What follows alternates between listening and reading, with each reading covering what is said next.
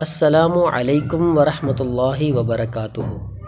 دوستو، آج کل ایک سوال بہت زیادہ پوچھا جاتا ہے کہ کپورے کھانا جائز ہیں یا ناجائز، یا حرام ہے یا حلال۔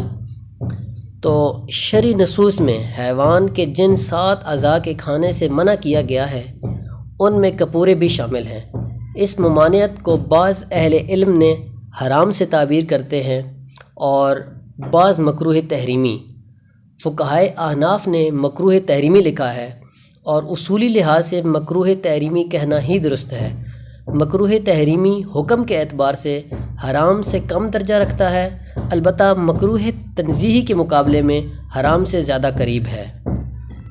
نیز اس کا حکم بیان کرتے ہوئے ناجائز سے بھی تعبیر کیا جاتا ہے۔